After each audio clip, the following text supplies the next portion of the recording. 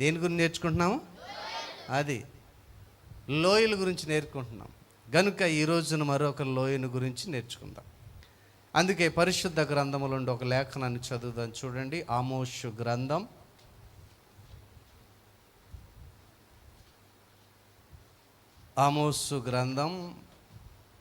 1వ అధ్యాయము 5వ వచనం. ఆమోసు గ్రంథం 1వ అధ్యాయము 5వ వచనం. దమస్కు యొక్క అడ్డగడియలను విరిచెదను, ఆవేను లోయలోనున్న నివాసులను నిర్మూలము చేతును. చాలు. ఇక్కడ చదువుకునే ఈ లేఖన భాగంలో ఒక లోయ పేరు కనబడుతుంది. ఆ లోయ పేరు ఏంటో పిల్లలు చెప్పండి. పిల్లలు చెప్తారా? పురుషులు, ఏ లోయ అది? ఆవేను లోయ. దొరకలేదు ఇంకా కదా, పుస్తకం ఎక్కడ ఉందో చాలామందికి. పేజీ నెంబరు 755వ పేజీ తీసుకోండి.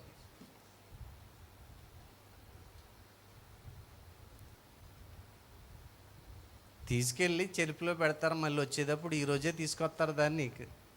అందుకని పేజీలు కూడా ఎక్కడ ఉన్నాయో తెలియదు. ఏమండి, ఆ సెల్ ఫోన్ పెట్టిరండి ఒకరోజు, చచ్చిపోయినంత పని అయిపోదు. ఏసు రక్తమే. ఆ సెల్ ఫోన్ ఎక్కడైనా పెట్టండి, ఒక గంట. ఇంట్లో భర్త ఉన్నాడో వెళ్ళిపోయాడో తెలుసుకోరు, పిల్లలు బయటకు వెళ్ళిపోయారో లేదో తెలుసుకో. ఫోన్ ఎక్కడుంది, రింగ్ అవ్వకపోయినా రింగ్ అవుతున్నట్టు చూడండి, రింగ్ అవుతుంది.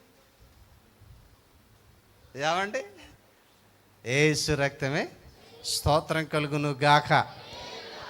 సరే, తీసారా? మరొకసారి చదువుకుందాం.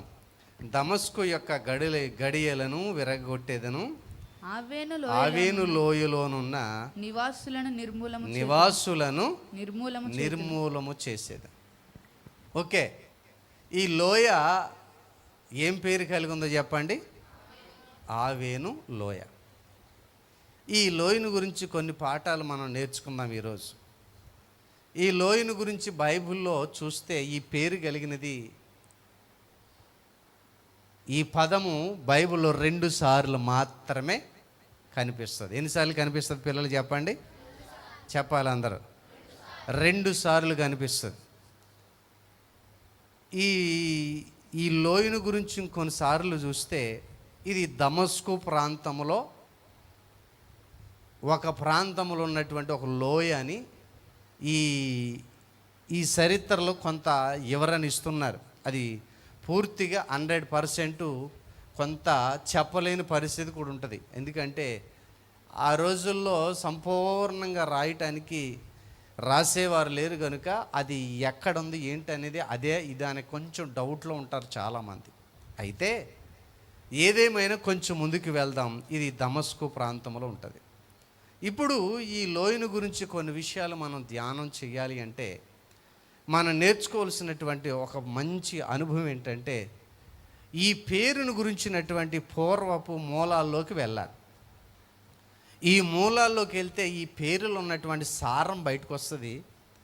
ఆ సారాన్ని బట్టే మనం ఆత్మీయ కోణాన్ని మనం నేర్చుకోగలుగుతాం.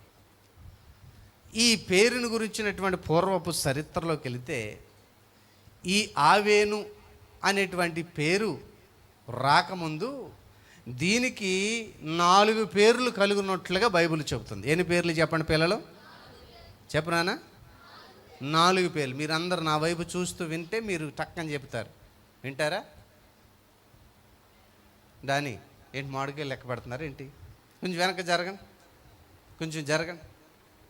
స్తోత్రం చెప్తారు ఒకసారి అందరూ. ఇప్పుడు నా వైపు చూస్తే మీకు నేను అడిగింది ఏంటి అంటేనే చెప్పగలుగుతారు. అంతేనా? ఓకే. ఇప్పుడు చెప్పండి. ఈ ఆవేను అనే పేరు వచ్చేసరికి 4 పేర్లు కనబడతాయి దీనికి. ఎన్ని పేర్లు? చెప్పాలి 4 పేర్లు. ఈ 4 పేర్లు ఎలా వచ్చాయి, ఎందుకు వచ్చాయి అంటే కాలాన్ని బట్టి, జరుగుతున్న పనులను బట్టి, అక్కడ ఉన్నటువంటి పరిస్థితులను బట్టి ఈ 4 పేర్లు ఇలాగా ఒకదాని వెనకాల ఒకటి వచ్చింది. ఈ ఆవేను అనేటువంటి పేరు వచ్చేసరికి ముందుగా ఇంకా 3 పేర్లు ఉన్నాయి. ఆ పేరులో నుండి వచ్చి ఈ ఆవేను పేరు అనే దానికి వచ్చేసరికి చాలా విషయాలు జరిగాయి. దానిలో ఉన్నటువంటి కొన్ని అనుభవాలు ఈరోజు నేర్చుకుందాం. ఈ ఆవేన్ అనేటువంటి పేరుకు 4 రకాలైన పేర్లు ఉన్నాయని మీకు చెప్పాను కదా. అసలు మొట్టమొదటి పేరు ఏమిటని ఆలోచన చేస్తే, ఇది ఏ పేరుతో ఈ ప్రాంతము పిలువబడిందంటే లూజు అనే పేరుతో పిలువబడింది. ఏ పేరు చెప్పండి? ఏ పేరు? లూజుగాడు కాదు. అప్పుడప్పుడు అంటారు, ఏమంటారు? ఆమెతో పెట్టుబాకు, లూజ్ది. ఆడితో పెట్టుకోబాకు. ఏంటి చెప్పండి? లూజుగాడు. ఏసు రక్తమే. అది కాదు, ఇది లూజు అనేటువంటి పేరు.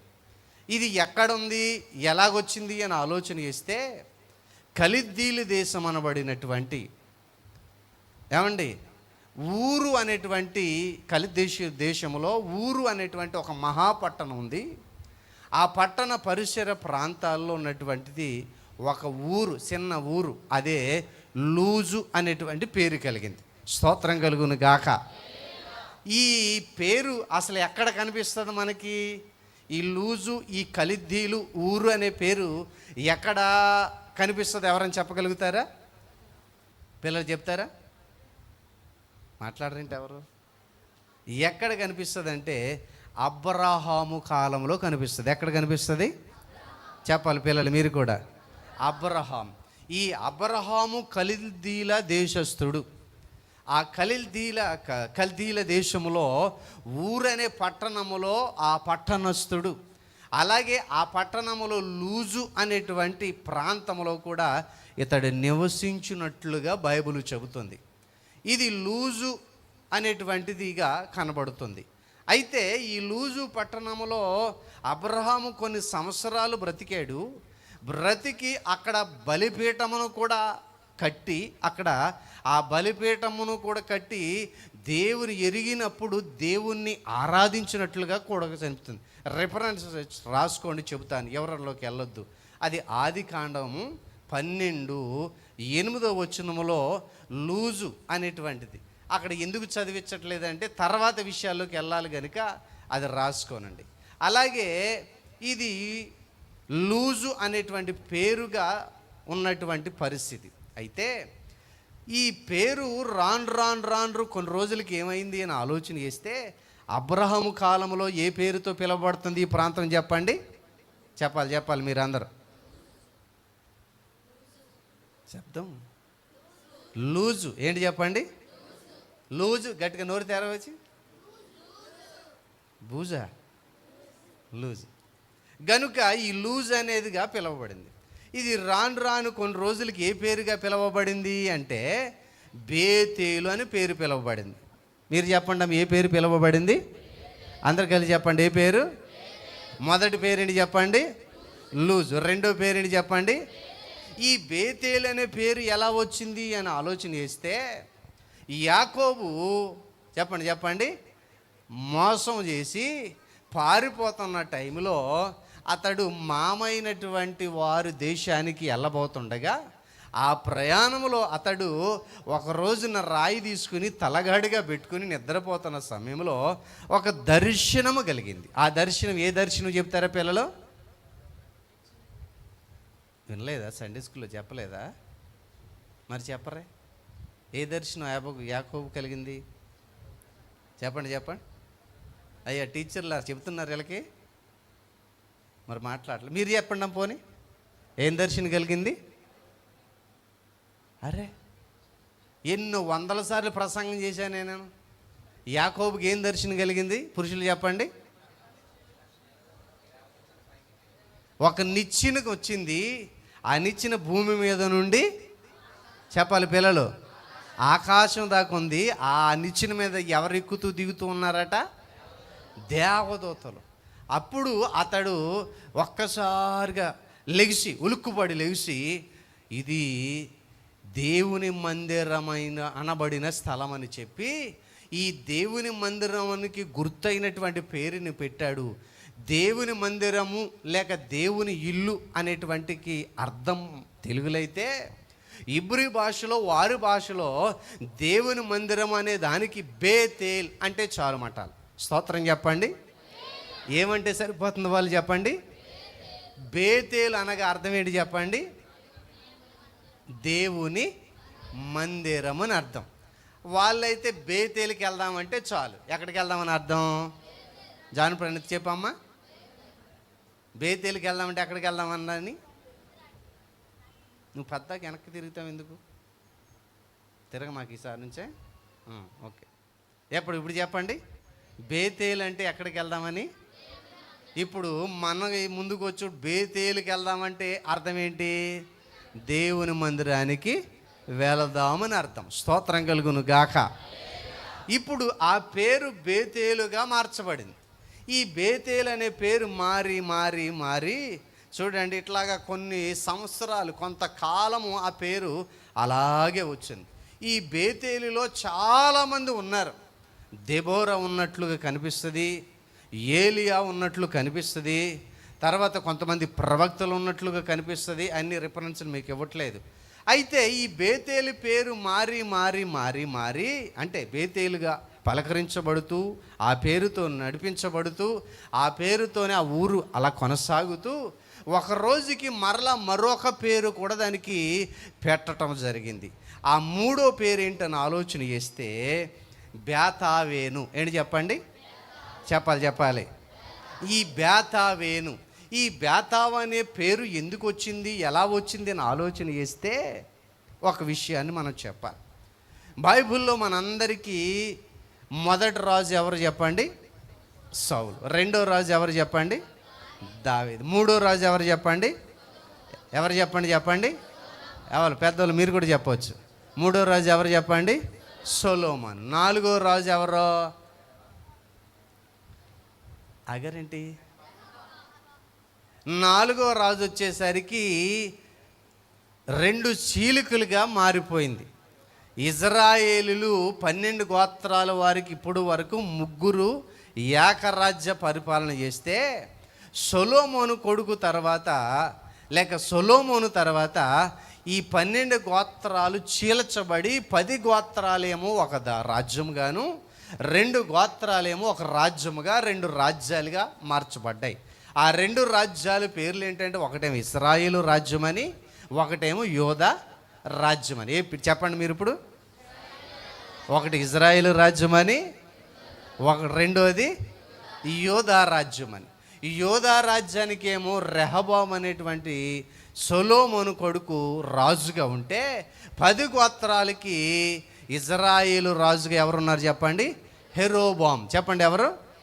యెరోబాము అనేటువంటి వ్యక్తి వచ్చాడు.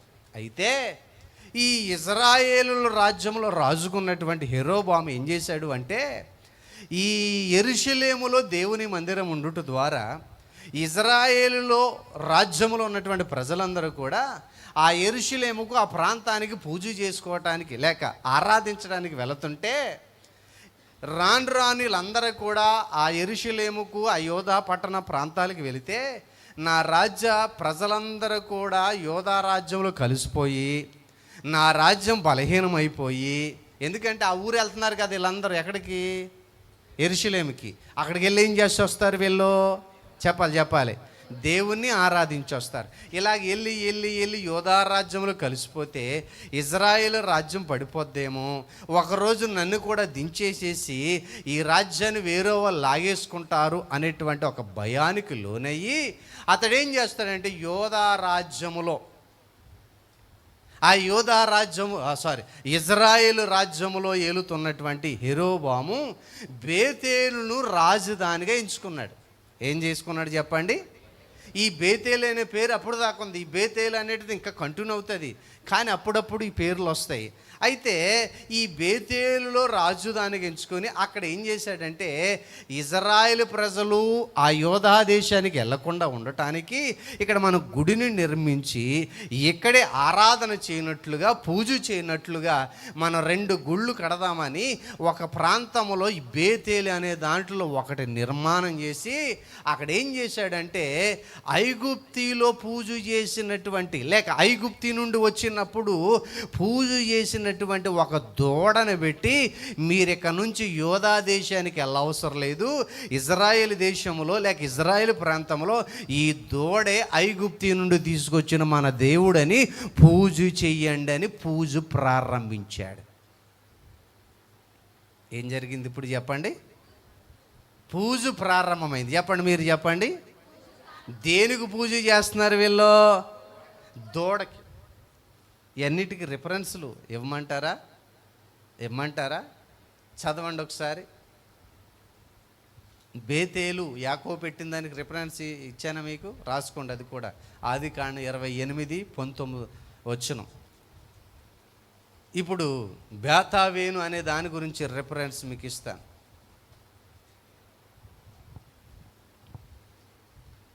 చూడండి, యెరోబోము చేసినటువంటి పని దూడ కటవాలు చేశారు. చూడండి, మొదటి రాజుల గ్రంథము 12:32. మరియు యెరోబాము యూదా దేశమందు జరుగు ఉత్సవము వంటి ఉత్సవమును 8వ మాసమున 15వ దినమందు జరుప నిర్ణయించి బలిపీఠము మీద బలులు అర్పించు వచ్చాను.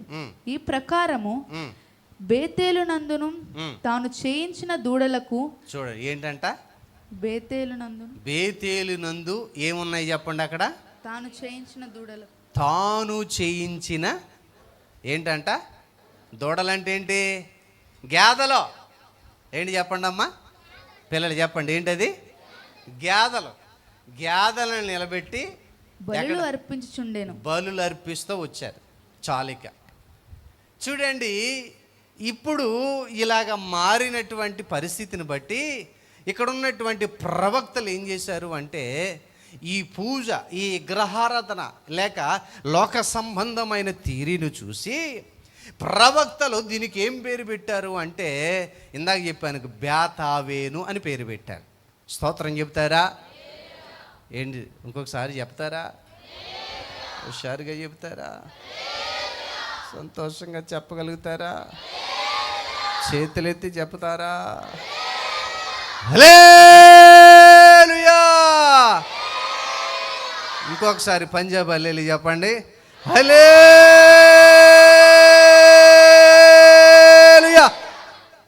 హల్లెలూయా!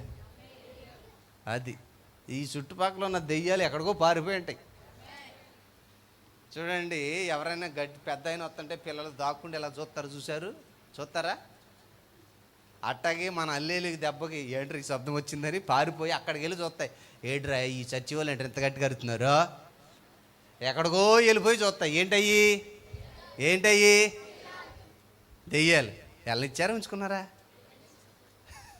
దెయ్యాలు ఇల్లే ఉన్నాయా? వెళ్ళిపోతే స్తోత్రం చెప్పండి.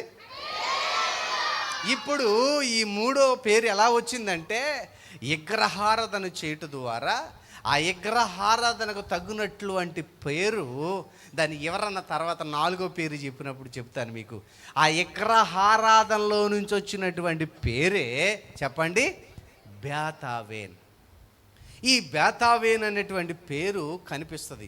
ఈ బేతావేను, ఈ బేతేలు చెప్పండి,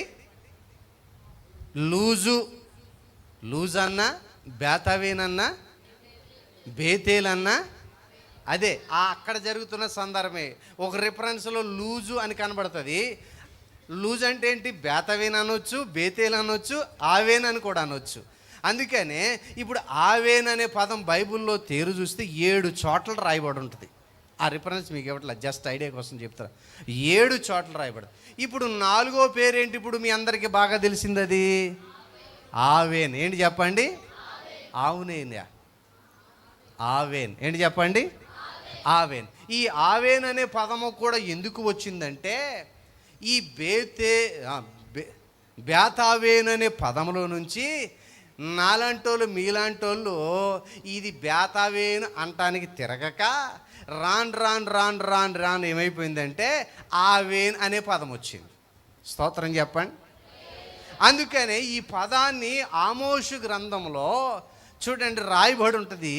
ఈ ప్రవక్త కూడా చెబుతాడు, బేతావేను అనకుండా ఇప్పుడు ఆవేను అంటున్నాడు. ఆవేను అంటే అర్థం ఏంటయ్యి అని ఆలోచన చేస్తే ఇక్కడ కూడా అదే విగ్రహారాధన నుంచి వచ్చిన పేరే. ఇప్పుడు చెబుతాను వినండి. ఈ ఆవేను బేతావేను అంటే అర్థం ఏంటంటే శూన్యం అని అర్థం. ఏంటి చెప్పండి, ఏంటి చెప్పండి, గట్టిగా చెప్పాలి అందరూ. శూన్యం. దాన్ని ఇంకా వివరంగా చెప్పాలంటే వ్యర్థం. ఇంకా వివరంగా చెప్పాలంటే ఏమీ లేకోకుండా కోల్పోవుట. ఏంటి చెప్పండి, మీరు చెప్పొచ్చు, చెప్పారుగా. ఏమీ లేకుండా అంటే సమస్తమును చెప్పాలి. మీరు కూడా చెప్పవచ్చయ్యా, మీరు చెప్పండి ఒకసారి. ఏంటది? సమస్తం. మీరు కూడా చెప్పండి. సమస్తమును కోల్పోవుట అంటే శూన్యము అని అర్థం. ఈ బేతావేనన్నా శూన్యమే, ఆవేనన్నా కూడా శూన్యమే. ఇప్పుడు ఈ లోయ దగ్గర ఈ చరిత్ర అంతా మీకు ఎందుకు చెప్పుకుని వచ్చానంటే, ఇక్కడ ఈ ప్రవక్త చెబుతున్నటువంటి మాటలో ఒక విషయాన్ని గుర్తుంచుకోవాలి. ఇక్కడ ఏమంటున్నాడు? ఆవేను లోయలోనున్నటువంటి అన్నీ కూడా నిర్మూలము కాబోతున్నాయి అని అంటున్నాడు. ఎందుకు నిర్మూలం కాబోతున్నాయి? ఆవేను నిర్మూలము కాబోతుంది అంటున్నాడు. ఎందుకు నిర్మూలం కాబోతుంది? దీని భావన ఏంటని ఆలోచన చేస్తే శూన్యము అని మనకు తెలిసింది. ఈ శూన్యము అనేటువంటిది ప్రవక్తకు కనబడుతుంది. ఏమి శూన్యమవుతుంది, ఎలా శూన్యమవుతుంది అని ఆలోచన చేస్తే ఇక్కడ దేవుని ప్రజలు బ్రతుకుతున్నారు. ఈ దేవుని ప్రజలు దేవుని ద్వారా దీవించబడ్డారు. దీవించబడిన జీవితాలు ఇప్పుడు నిర్మూలము అనబడినట్లుగా శూన్యంగా ప్రతి ఒక్కరు మారిపోవుట ఈ ప్రవక్తకు దేవుడు చూపిస్తున్న దర్శనం. స్తోత్రం చెప్తారా? అందుకనే మొదటి వచనాలు చదివితే కనిపిస్తుంది. చివరిలో ఆమోసుకు కనబడిన, ఎక్కడ? మొదటి అధ్యాయము మొదటి వచనం చివరిలో ఆమోసుకు కనబడిన దర్శనము అన్నాడు. ఆమోసుకు కనబడుతున్నది ఏంటయ్యా అని ఆలోచన చేస్తే శూన్యము కనబడుతుంది. ఏది శూన్యము? ఏది శూన్యము? చెప్పాలి. ఆవేన్ అనేటువంటిది చెప్పాలి శూన్యమవుతుంది.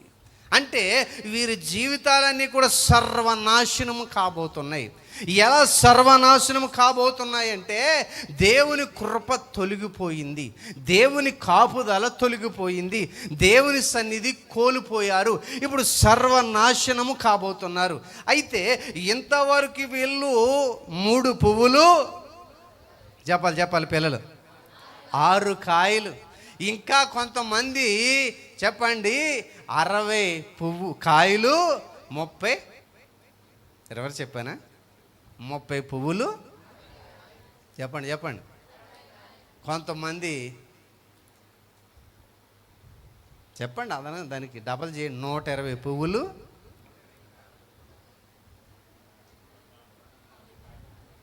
డబల్ చేయండి అమ్మ దాన్ని. అలాగా ఆశీర్వదించబడ్డారు వీళ్ళందరూ. ఆశీర్వదించబడినటువంటి ఈ లోయను చూసి నా దేవుడు అంటున్నాడు, ఈ లోయలో ఉన్న ప్రజలారా, మీ జీవితాలు శూన్యముగా మారిపోబోతున్నాయి. ఈ లోయను గురించి ప్రభు మనకు నేర్పిస్తున్న పాఠం ఏంటో తెలుసా? శూన్యత అనేటువంటి పాఠాన్ని నేర్పించబోతున్నాడు. ఏది శూన్యత? ఎందుకు శూన్యత వస్తుంది? ఎలా శూన్యత నీళ్ళు తెచ్చుకుని నాశనం కాబోతున్నారు అని ఆలోచన చేస్తే, ఇందాకే మీకు చెప్పాను, దేవుడు ఈ లోయలో సమృద్ధిగా దీవించాడంట. లోయ అంటేనే అర్థం ఏంటంటే పచ్చటి పొలాలు ఉంటాయి. ఏముంటాయి చెప్పండి? లోయ దగ్గర పచ్చటి పొలాలు ఉంటాయి, పచ్చటి వృక్షాలు ఉంటాయి. అక్కడ నీరు ఎప్పుడు ప్రవాహం వల్ల వెళుతుంది కనుక ఆ నీరు ద్వారా బాగా పంటలు పండి, వ్యవసాయం బాగా పండి, ఆ పంట ద్వారా ఆ ప్రాంత ప్రజలు సమృద్ధిగా మార్చబడతారు. వీరు అలాగే దీవించబడ్డారు. ఎవరు? ఇజ్రాయేల్ ఎలా దీవించబడ్డారు? సమృద్ధిగా దీవించబడ్డారు. ఎంత దీవించబడ్డారు? ఇప్పుడు చూడండి, యోషియా గ్రంథం 10వ అధ్యాయంలోకి రండి ఒకసారి. 10వ అధ్యాయము మొదటిది చదవండి. ఇశ్రాయేలు విస్తారముగా వ్యాపించి ద్రాక్ష చెట్టుతో సమానము. వారి ఫలము ఫలించిరి. ఫలము ఫలించిన కొలది వారు బలిపీఠములను మరి విశేషముగా చేయుచూ వచ్చిరి. చాలు. ఏమండి పాస్ట్ గారు ఇక్కడ రిఫరెన్స్ చెప్పారు, ఇక్కడ రిఫరెన్స్ దానికి దీనికి సంబంధం ఏంటంటారా? దానికి లింక్ రిఫరెన్స్ కింద కనపడదు చూడండి. ఇప్పుడు 5వ వచనం చదవండి. బేతావేనులోనున్న దూడ విషయమై షోమ్రోను నివాసులు భయపడుదురు. దాని ప్రభావము పోయినని ప్రజలను సంతోషించుచుండిన దాని అర్చకులను దుఃఖింతురు. చాలు. ఈ బేతావేన్ అంటే ఏంటి చెప్పాను ఇప్పుడు? లూజు, బేతేలు, బేతావేను, ఆవేను. ఇప్పుడు 5వ వచనంలో ఏ పేరు కనబడింది మీకు? అంటే ఇప్పుడు ఏంటది? ఆవేనే. ఏంటి చెప్పండి? ఈ ఆవేను లోయలో ఉన్నారు. ఈ లోయలో ఉన్నప్పుడు మొదట వచనములు ఎలాగ ఉన్నారు వీళ్ళు? చదవండి, అందరు చదువుతారా? 10వ అధ్యాయం 1వ వచనం. ఇశ్రాయేలు విస్తారముగా వ్యాపించిన ద్రాక్ష చెట్టుతో సమానము. వారి ఫలము ఫలించిరి. చాలు. అందరు తీసుకుని చదవండి, అది మీ నోటితో చదవండి. అందరు పిల్లలు పెద్దోళ్ళు అందరు కొంచెం శబ్దం బయటకు వచ్చేటట్లుగా. ఏంటి ఎవరు చదవట్లేదు?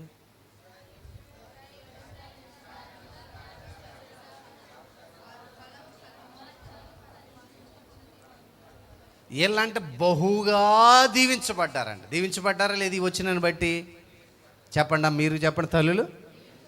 దీవించబడ్డారు. ఎంతగా దీవించబడ్డచండి? ద్రాక్ష చెట్టు వ్యాప్తి చెందినట్లుగా వారు బహుగా ఫలించిరి. ఫలించిన కొలది ఏమొచ్చింది వీళ్ళకి? ఏమొచ్చింది? ఇందాక అన్నారు పోయే కాలం. ఏ కాలం? పోయే కాలం అంటే ఏంటమ్మా? అన్నీ పోగొట్టుకునే కాలం. ఏ కాలం చెప్తారయ్యా? వారు ఫలించిన కొలది ఇంకా దేవుని ఏం చెయ్యాలి? చెప్పాలి చెప్పాలి చెప్పాలి. ఇంకా దేవుని గణపరిచి దేవుడి దగ్గర ఇంకా తెచ్చుకోవాలా. స్తోత్రం చెప్పండి. వీళ్ళు ఏం చేశారు? ఇప్పుడు ఏం చేస్తున్నారు అంటే, దీవించబడిన తర్వాత వీరి జీవితాల్లో మార్పు. ఆ మార్పు ఏంటని ఆలోచన చేస్తే ఇప్పుడు దేవునికి దూరం అయ్యారు, దేవుని మందిరానికి దూరం అయ్యారు, ప్రార్థనకు దూరం అయ్యి వీళ్ళు ఎలా బ్రతుకుతున్నారంటే లోక సంబంధులుగా మారిపోయి, లోక సంబంధులై ఇప్పుడు ఏం చేస్తున్నారంటే 5వ వచనంలో ఏం రాయబడి ఉంది? బేతానేలులో ఉన్నటువంటి దూడలో, చెప్పండి చెప్పండి, బేతావేనులోనున్న దూడ విషయమై షోమ్రోను నివాసులకు భయపడుదురు. అంటే వీళ్ళు ఏం చేస్తున్నారు ఇప్పుడు చెప్తారా? అంటే దీవించిన దేవుని మర్చిపోయారు, ఆశీర్వదించిన దేవుని మర్చిపోయారు, హెచ్చించిన దేవుని మర్చిపోయారు. దేవుడు ఆశీర్వదిస్తే ఆయన సన్నిధికి రావటం మర్చిపోయారు, ఆయన సన్నిధిలో మోకరించడం మర్చిపోయారు, ప్రార్థన అంటే ఏంటో కూడా మర్చిపోయారు. మర్చిపోయి వీళ్ళు లోకస్తులైపోయి ఏమైపోయారని ఆలోచన చేస్తే ఇప్పుడు విగ్రహారాధనలోనికి వెళ్ళిపోయారు మరలా. అందుకని ఇప్పుడు అంటున్నాడు, ఏమంటున్నాడు? నాశనము కొని తెచ్చుకుంటున్నారు. సర్వనాశనము కాబోతుంది, నిర్మూలము కాబోతుంది. దేవుని బిడ్డలారా, ఈ లోయను బట్టి ఒక్క మాట మీకు చెప్పాలనుకుంటున్నాను. ఏమి నేర్పిస్తున్నాడో తెలుసా? ఈ లోయ దగ్గర నా దేవుడు దీవిస్తే దీవించబడిన కొలది భక్తిహీనులై సర్వనాశనమైపోయి జీవితానికి ఆధారం ఏమీ లేనంత శూన్యమైన బ్రతుకులుగా మార్చుకున్న వారు కొందరు ఇక్కడ ఉన్నారు. అలాగే మీరు కాకూడదని దేవుడు ఈ లోయను గురించి మనకు నేర్పిస్తున్నాడు.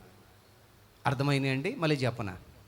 చాలామంది ఈ రోజుల్లో దేవుడు దీవించిన తర్వాత, దేవుడు ఆశీర్వదించిన తర్వాత, దేవుడు వారు అప్పులు తీర్చిన తర్వాత, వారి రోగాలు తగ్గిన తర్వాత, వారికి ఉన్నటువంటి పరిస్థితులన్నీ మారిన తర్వాత వారు మరలా ఏమైపోతున్నారంటే మరలా దేవుని విడిచిపెట్టి లోకస్తులతో స్నేహం, లోక సంబంధులతో చూడండి సంబంధాలు పెట్టుకుని లోకములో బ్రతుకుతూ, లోకములో చూడండి వారు గొప్ప వారిగా పేరు పొందాలనుకుని ముందు బ్రతకకే విలువ లేదు, తినటానికి లేదు, బ్రతికే అవకాశం లేనటువంటి కుటుంబాన్ని నా దేవుడు నిలబెట్టి ఇంటిలో కూర్చోటానికి, తినటానికి, బ్రతకటానికి ఆధారం లేని వారిని లేపి ఒక ఉన్నతమైన స్థితిలోనికి నా దేవుడు తీసుకొస్తే, ఇప్పుడు యేసు ప్రభు మందిరం అంటే నమోసిని, లేక యేసు ప్రభును నమ్ముకున్నామంటే నమోసి అని, యేసు ప్రభుని నమ్ముకున్న వాళ్ళని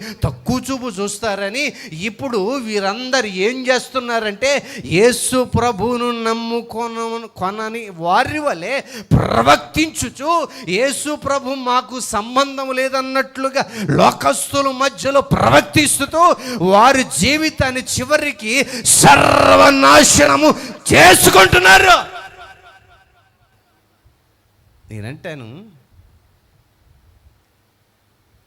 ఇలా నాశనాన్ని కొన తెచ్చుకుంటే మరల బ్రతుకులో మీ మీదకి నా దేవుని కృప సమృద్ధిగా రాదు. ఎందుకో తెలుసా? ప్రేమతో ఇచ్చిన దాన్ని నువ్వు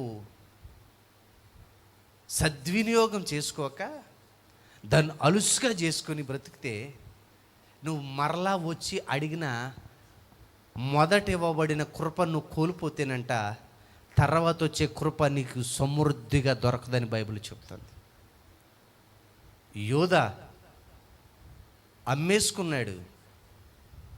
అమ్మేశాడు కానీ మారు మనసు పొందాడు, కానీ క్షమాపణ వచ్చిందా? చెప్పాలి. ఇస్కరేతు యోధాకు వచ్చిందా? కృప పోయిన తర్వాత వచ్చిందా? రాలా. యాసవు కూడా ఏడ్చాడా? తప్పు చేశాను, అమ్మేసుకున్నా నేను, ఏడ్చాడా? ఇచ్చాడా దేవుడు మరలా జ్యేష్ఠత హక్కును? ఇచ్చాడా? పిల్లలు ఇచ్చాడా? యాసావు ఏడ్చాడని ఉందా బైబిల్ ఎక్కడైనా? ఉందా? ఎబ్రీ పత్రికలు ఉంటుంది, ఎవరైనా స్పీడ్గా చదవండి. పురుషులు చదివితే నేను సంతోషపడతా.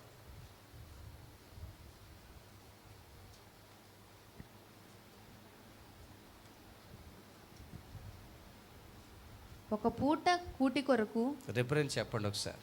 హెబ్రీ 12:16. ఎబ్రీ పత్రిక 12:16. ఒక పూట కూటి కొరకు తన జ్యేష్ఠత్వపు హక్కును అమ్మివేసిన ఏసాపు వంటి భ్రష్టుడైన వ్యభిచారి అయిన ఉండునేమో అనియు జాగ్రత్తగా చూచుకొనిడి. ఏసావు ఆ తర్వాత ఆశీర్వాదము పొందగోరి కన్నీళ్లు విడుచుచు దాని కోసరము శ్రద్ధగా వెతికినను మారుమనసు పొందని అవకాశము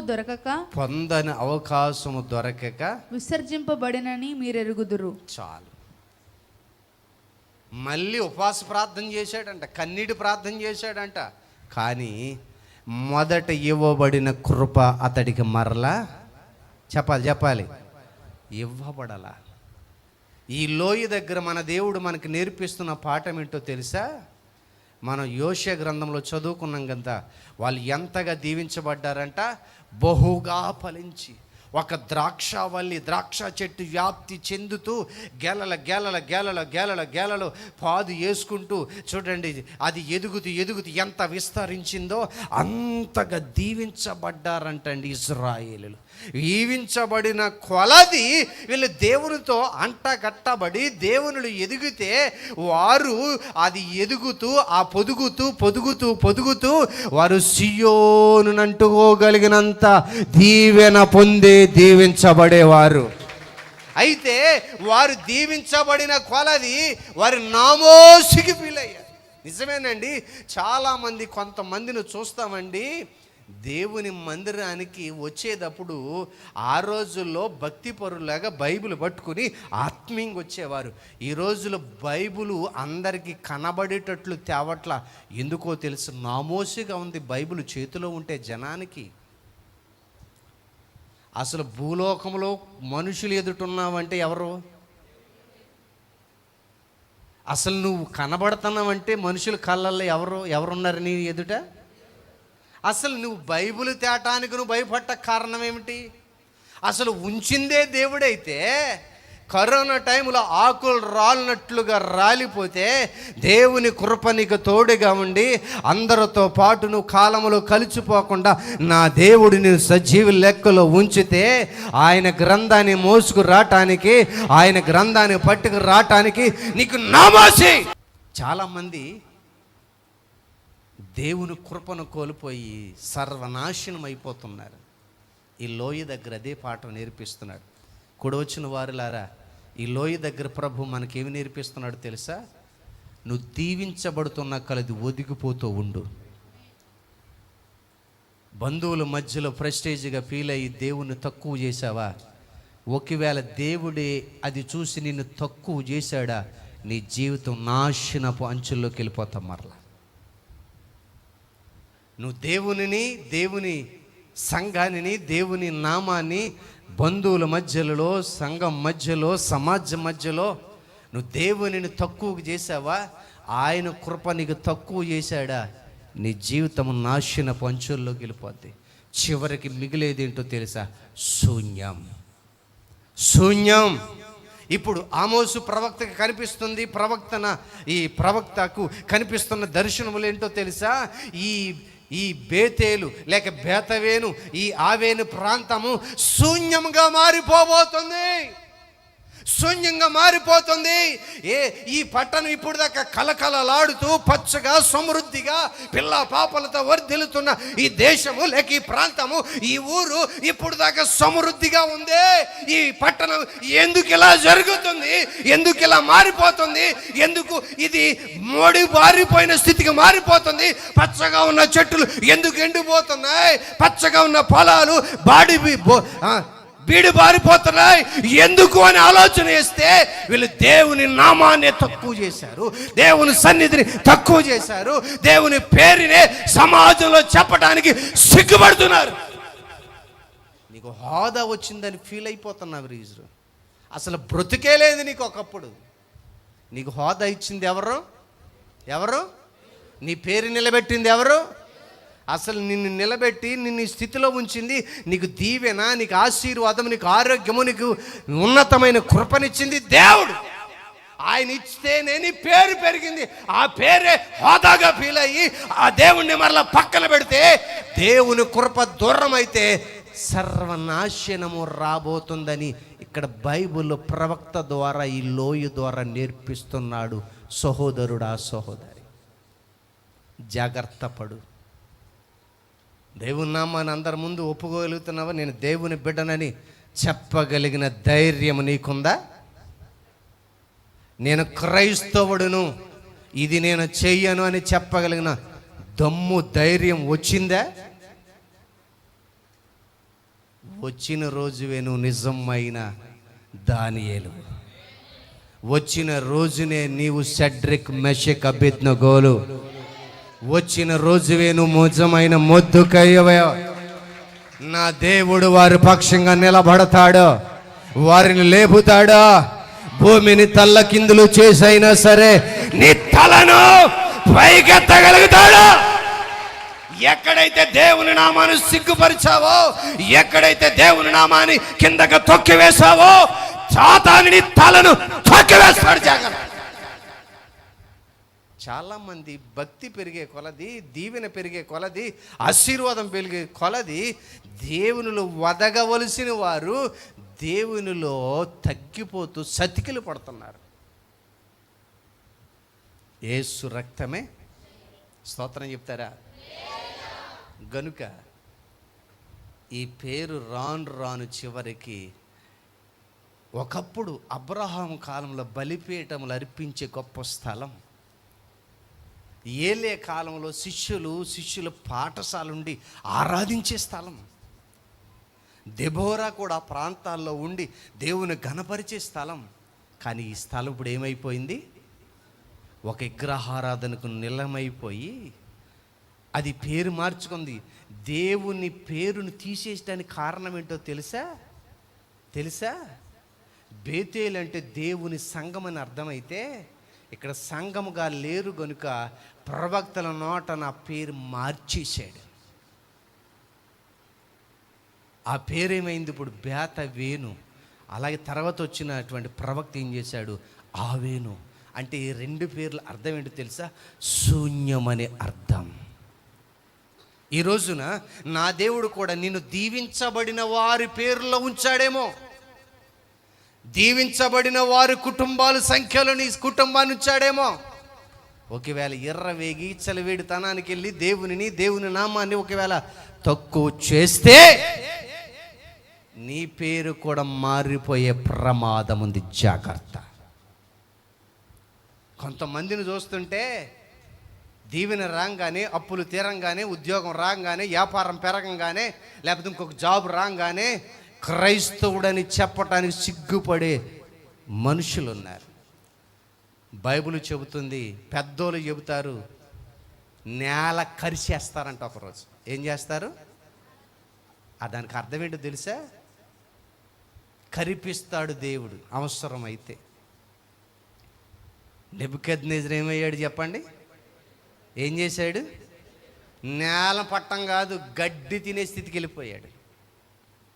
దేవుడు సామాన్యుడు, దేవుడు నాశనం చేస్తాడు అంటారు. ఇప్పుడు మీరు, దేవుడు నాశనం చేయడండి.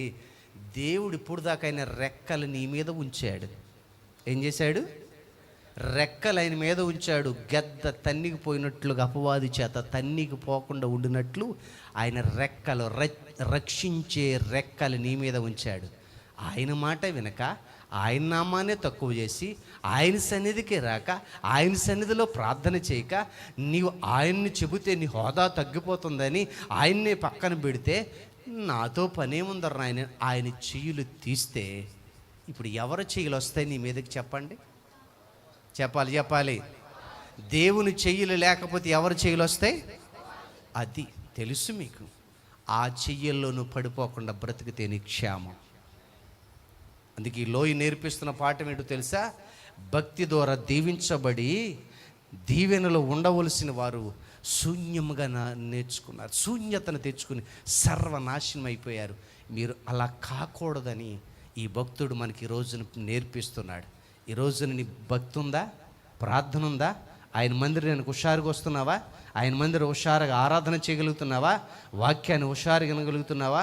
ఏదో పోగొట్టుకున్న వాళ్ళకి వచ్చి, ఏదో పోగొట్టుకున్న దానిలాగా వచ్చి, ఈ తప్పదు, ఈ పాస్టర్ గారు అడిగిద్ది, ఈ పాస్టర్ గారు అడుగుతాడు, పక్కామ అడిగిద్ది, ఎల్లొత్తే పోయిద్దిగా అనే కర్మకాలికి నాకు ఈ జీవితానికి ఇది అంటుకుంది అనుకుంటున్నావా? నీవు కర్మకాలి అనుకున్నావా? అనవసరమైన కర్మ అనుకుని తెచ్చుకుంటాం. స్తోత్రం చెప్పండి. స్తోత్రం చెప్పండి. చేతులు ఉన్న వాళ్ళు చెప్పండి. నోరున్న వాళ్ళు తెరవండి. మూయబడిన తర్వాత తెరవటానికి ఉండదు. చేతులు ఏదో అయిన తర్వాత ఎత్తటానికి కూడా. తర్వాత చెప్తాను, నా చెయ్యలేగితే ఇక్కడ నుంచి చప్పట్లు గట్టిగా కొట్టేస్తానండి. ఉన్నప్పుడు కొట్టలేదు, చాలేమ్మా నువ్వు ఊరుకో అంటాడే. ఇప్పుడు పాటలు పాడి, బైబిల్ చదివేసి పాటలు పాడి చప్పట్లు కొట్టి ఆరాధన చేసేస్తానని నోరెత్తేనంటారు. చాలు ఆగమ్మ. ఇంకా ఇప్పుడు దాకా ఇచ్చిన నోరుతో చేసిందంతా నాకు చెప్పండి తెలుసు గనుక, ఆయనకి అన్నీ తెలుసు గనుక జాగ్రత్త. ఇప్పుడు 4 మాట టక్ టక్మని చెప్తాను. సర్వనాశనం అయిపోతున్నారు. ఈ వచ్చిన చూడండి, ఆమోసు గ్రంథంలో నేను ఆ మాటలో చెప్పి నేను ముగిస్తున్నాను. చూడండి, ఈ 5వ అధ్యాయంలో ఈ నిర్మూలము, శూన్యం అంటే ఎక్కడ శూన్యము, ఎలా శూన్యం అయిపోతున్నారు వీళ్ళ జీవితాలంటే, మొట్టమొదటిది చూడండి, ఏం దమస్కు యొక్క అడ్డగడియలు విరిచివేసేదను అంటే అర్థం ఏంటంటే, వీళ్ళ దాచుకున్న పెట్లు, దాచుకున్న ధనమును, తలుపులను లేక బీరువాలను, పెద్ద పెద్ద పెట్లు దాచుకున్నన్నిటిని విరగగొట్టి అన్య రాజులు వచ్చి దోచుకోబడుతున్నారు. అంటే ఒక మాటలో చెప్పాలంటే, వీళ్ళు ఇంతవరకు కష్టపడిన కష్టార్జితం అంతా ఎత్తుకుపోతున్నారు.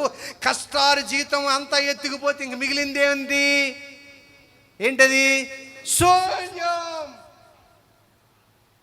ఏంటి చెప్పండి? అది కనబడుతుంది ఎవరికి? ప్రవక్తకి. అన్యరాజులు రాబోతున్నారు. ఇప్పుడు దాకా మహాదేవుడు రెక్కల చాచి అన్యరాజులు రాకుండా, అన్యులు దాడి చేయకుండా, సర్వనాశనం చేయకుండా, మీ కష్టాన్ని ఎత్తికెళ్ళకుండా, మీరు కష్టపడిన కష్టార్జితం మీరు అనుభవించినట్లుగా ఆయన రెక్కలతో కప్పి ఉంచాడు. ఆయన రెక్కలు తీసేయటం ప్రారంభము కాబోతుంది. ఆయన తీసేయబోతున్నాడు, తీసేస్తాడు. అన్యరాజులు వచ్చేస్తారు. మొట్టమొదటిగా మీ తలుపులు పగలగొడతారు. మీ చూడండి, బీరువా తలుపులు పగలగొడతారు. మీకున్నటువంటి దాచుకున్న తలుపులన్నీ బద్దలు కొట్టి దోచుకుంటారు. మీకు కష్టార్జితం అంతా శూన్యం. అది మొదటి విషయం. ఎక్కడ శూన్యం చెప్పండి? ఇప్పుడు కష్టార్జిత విషయంలో శూన్యం. రెండోది ఏంటని ఆలోచన చేస్తే, ఆవేనులో యొక్క నివాసములు ఏంటి చెప్పండి అమ్మా? నివాసములంట. ఏంటి చెప్పండి? నివాసములు, వాసులా అంటే ఇది వేరే తర్జుమాలు. వాసులు అనే మాటలో కింద ఒక మాట ఉంది, దాన్ని కలపక ముందు దీన్ని ఒక మాట చెప్పాలి. నివాసము చేసే ఇల్లులు కూడా ధ్వంసము చేయబడుతున్నాయట. ఇప్పుడు దాకా దేవుడు దీవిస్తే బీరువా నిండా డబ్బులు దాచుకున్నాం, అది పోయింది. ఇల్లైనా మిగిలింది లేరా ఉండటానికి అనుకుంటే, ఆ ఇల్లును కూడా నిర్మూలముని వాసులు నివసించేటువంటి ఆ ఇల్లును కూడా సర్వనాశనం. వాళ్ళు దోసుకుంటూ వెళ్ళిపోతూ ఆ ఇంటి మీదకి ఆ కాగడాలు ఇసిరి వేసేసి ఇల్లులన్నీ కాల్చి వెళ్ళిపోవటము ప్రవక్తకు కనబడుతుంది. ఇప్పుడు రెండో విషయంలో శూన్యం ఏంటి చెప్పండి? కష్టార్జితం విషయంలో శూన్యం. కష్టపడి కట్టుకున్న ఇల్లు కూడా ఏం మిగిలింది? ఇప్పుడు బూడిదే. ఏం మిగిలింది? ఇల్లు కాలిపోతే ఇంకేం మిగిలింది? అది బూడిదని ఏమంటారు మన భాషలో? శూన్యం. ఏమంటారు చెప్పండి? బూడిదని ఏమంటారా పిల్లలు? అది ఏమంటారమ్మా? కాలిపోతే ఏం మిగిలిద్ది మనకి? ఏం మిగిలిద్దమ్మా? బూడిదే. ఆ బూడిద దేనికి ఉపయోగపడుద్ది? బాగా చెప్పాడు. అంట్లు తోముకుంటాకంట. ఆ అంట్లే లేవు కదరా, కాలిపోయినాయి.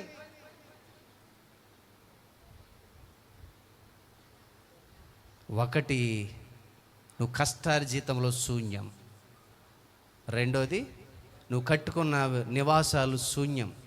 నిజమే, చాలామంది దేవునికి దూరమై ఒక్కొక్కటి కష్టార్జితం అంతా పోగొట్టుకుంటున్నారు. రెండు, తనకున్న ఇల్లులు పోగొట్టుకుంటున్నారు. మూడోది ఏంటో చెప్పనా? చదవండి, నేను చదువుతున్న వినండి. బేతేనులో ఉండకుండా రాజదండము వహించి వానిని నిర్మూలన చేసి. వేరే తర్జుమాలో రాయబడింది ఏంటో తెలుసా? మీకు అర్థం కాక చెబుతున్నాను. కొందరినంట చంపివేసి తిరిగి వెళ్తున్నారంట. ఏం చేస్తున్నారు చెప్పండి? అంటే ఆ దేశంలో బలవంతులను, ఆరోగ్యవంతులను, శక్తివంతులను అందరినీ దాసులుగా, బానిసులుగా, లేక కొంతమందిని తీసుకెళ్లేదానికి ముందుగా సర్వనాశనము చేసేసి కొంతమందిని. అంటే కొంతమంది కుటుంబాలు ఏం కలుగుతుందంటే, ఇంటి యజమానిని చంపేస్తున్నారు. అంటే మనుషులలో కొందరిని చంపేస్తున్నారు. నలుగురుంటే ఇద్దరు చచ్చిపోతున్నారు. అంటే వీళ్ళ బ్రతుకు ఇప్పుడు ఏమైపోతుంది? వ్యర్థం, శూన్యంగా మారిపోతుంది. అంటే మూడో విషయంలో శూన్యత ఏంటి? మనుషులను కోల్పోవుట. నాలుగోది ఏంటో చెప్పనా? కింద చెబుతున్నాడు, సిరియనులు శర్ర పట్టబడి కీరు దేశమునకు. అంటే శర్ర పట్టబడి ఉంటే అర్థం ఏంటో తెలుసా? ఇప్పుడు దాకా ఆ దేశాన్ని చూసుకుని, ఆ పంట పొలాలను చూసుకుని, మనకేంట్లని కాళ్ళు రెగరేసి ఎర్రవేగావే, వాళ్ళందరినీ చేతులు కాళ్ళు కట్టేసేసి వారి దేశానికి శర తీసుకెళ్తున్నారట. శర అంటే ఏంటో తెలుసా? బానిసగా. బానిస ఏంటంటూ చెప్పనా? పాలేరుతనం చేయించుకోవటానికి. నీ బ్రతుకు ఇప్పుడు ఏమైంది చెప్పండి టోటల్గా? వాళ్ళ బ్రతుకు ఇప్పుడు ఏమైంది చెప్పండి టోటల్గా? చెప్పాలి అందరూ. శూన్యం. ఏం మిగిలింది? ఇంకా ఏమీ లేదు. సంపాదించుకున్న ధనం ఉందా? లేదు. కట్టుకున్న ఇల్లుందా? లేదు. తన ఇంటి వారు ఉన్నారా? లేరు. 4 తన దేశం ఉందా? ఏం మిగిలింది? ఇలా జరగట కారణం ఏంటో తెలుసా? దేవుడు దీవిస్తే దేవుడిని విడిచిపెట్టి దూడలు తెచ్చుకొని లేక విగ్రహారాధన మొదలుపెట్టి, అలాగే మనము కూడా ఈ రోజుల్లో చాలామంది దీవించిన తర్వాత దేవుని మందిరాన్ని, దేవుని సన్నిధిని, ఆరాధనను పక్కన పెట్టి తన గొప్పల కోసం దేవుడు ఆరాధించే స్థలం అని గ్రహించగా, చూడండి చాలామంది ఆదివారం పెట్టుకుంటారు. చాలామంది మీరు పెట్టుకుంటే తప్పు అనట్లా, అత్యవసరమైతే చేసుకోవటం తప్పులేదు. కానీ కొంతమంది ఆదివారమే ఫంక్షన్లు పెట్టుకుంటారు చాలామంది. అలాగే ఆదివారం మనం వెళ్ళకూడదు కొన్నిసార్లు. ఒకవేళ అత్యవసరమా ఒకసారి పర్లేదు. కానీ కొంతమంది ఆదివారం వేరు ప్రోగ్రాలు కల్పించుకొని, ఎక్కడికి వెళ్ళావయ్యా, ఎక్కడికి వెళ్ళావంటే మా ఫ్రెండ్ ఆదివారం పెట్టుకున్నాడండి, నెలంతా ఆదివారమే ఉంటాయి, నెలంతా వెళ్ళిపోతావా? అలా వెళితే నీ భక్తి ఏమవుతుందో ఆలోచన చేయి, నీ ఆత్మీయస్థితి ఏమవుతుందో ఆలోచన చేయి. అంటే నువ్వు ప్రెస్టేజ్కి పోయి ఈ లోకాన్ని, దేవుణ్ణి, చూడండి దేవుణ్ణి తక్కువ చేసి లోకాన్ని ఆశించి లోకానికి బానిస అయిపోతే ఇక్కడ జరిగిన నష్టం నీ జీవితాల్లో కూడా జరగటానికి దగ్గర పడుతున్నావని అర్థం. అలా కలగకుండా దేవుడు నిన్ను కాపాడును గాక, దేవుడు నిన్ను క్షేమంతో నింపును గాక. ఈ లోయ దగ్గర దేవుడు నేర్పిస్తున్న పాఠం ఏంటో తెలుసా? నేనెంత దీవించానో అంతగా వారు ఆరాధిస్తే బాగుండును, కానీ దీవించబడిన కొలది నాకు దూరమై వాళ్ళు లోకానికి దగ్గరై అపవాది చేతుల్లో పడ్డారు. వారు శూన్యముగా మారిపోయారు. శూన్యం అంటే 4 విషయాలు. 1, దాచుకున్న సొమ్ము, కట్టుకున్న ఇల్లు, కనిపెంచుకున్న బిడలు, దేశం, సమస్తమును కోల్పోయి పరాయి దేశంలో బానిసలుగా, పాలేరులుగా బ్రతికే స్థితి రాబోతుందని ప్రవక్త ద్వారా చెప్పాడు. నీ జీవితంలో అలా చేసుకుంటే నష్టపోతావని ఒకసారి గమనిస్తూ, ఆలోచన చేస్తూ, నేను దేవుని మందిరాన్ని విడిచిపెట్టాను, దేవుని సన్నిధికి దూరం అవ్వను, ఏదైనా సరే నా దేవుని కొరకే బ్రతుకుతా, లోకంలో ఆయన పేరునెత్తుతా, మనుషుల ఎదుట ఆయన పేరునెత్తుతా, ఆయన కొరకు దేవుని బిడ్డగా బ్రతుకుతా. నేను ఆరాధించే దేవుడు సర్వశక్తి కలిగిన దేవుడు. ఆయన నిన్న నేడు నిరంతరము ఏకరీతిగా ఉన్నవాడు. కొట్టేవాళ్ళు హుషారుగా కొట్టండి. నా దేవుడు గొప్పవాడు, శక్తి కలిగిన దేవుడు, మహిమ కలిగిన దేవుడు.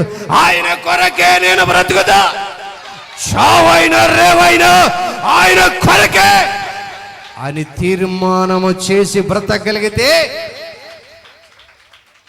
ఈ లోకములో నిన్ను కూల్చగలిగిన వాడు ఎవడును లేడు, ఎవడు ఆపలేడు, ఎవడుని ఎదురు నిలబడలేడు. అది అగ్ని గుండమైనట్లుగా నిన్ను కని పెంచుతున్నది ఎందుకో తెలుసా?